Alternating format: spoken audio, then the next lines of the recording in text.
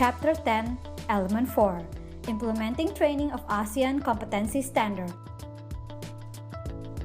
This chapter deals with how to use all the skills and knowledge learned from the training program. Now, the role of Judy and myself is to go to each of the groups and start to clarify any misunderstandings that the student might have, and we get them to show us what they are doing. So if they're going off track, we can then help them get back on track. So we're working with them, trying to assist them to develop their plan as they go along. They are industry experts, they do know their topic areas, so they have to use the toolbox, and some of them are wanting to use all the toolbox, but that's not necessary for them to do so. So that's what we're doing at this stage today. We believe that by going through this process and doing it once, they learn by experience. So they're going through the process of developing the training plan.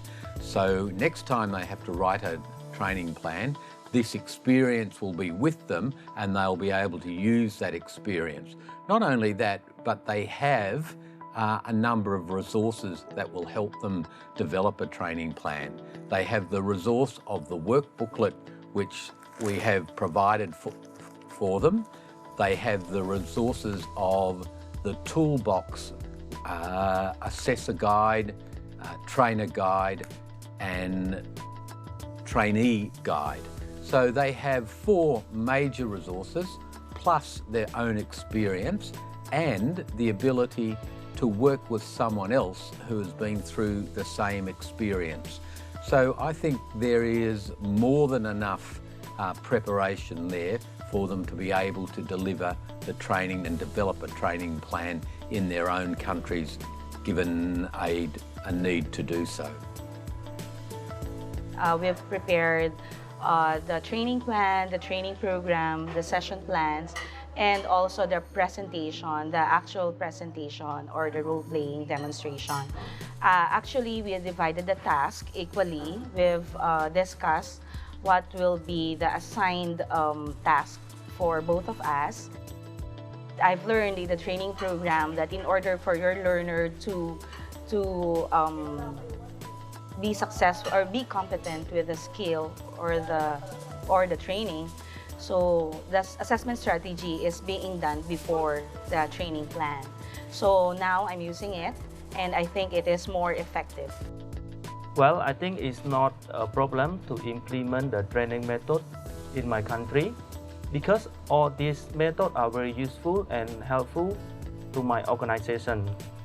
And these methods are very important because it's easy to understand about we're going to do and we're going to teach.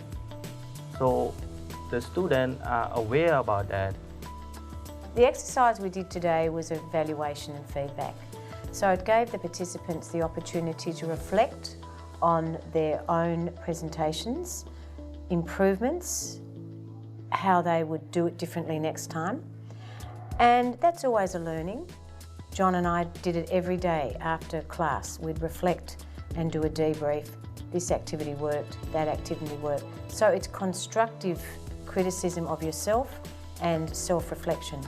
So that exercise proved an honest communication for the participants this morning.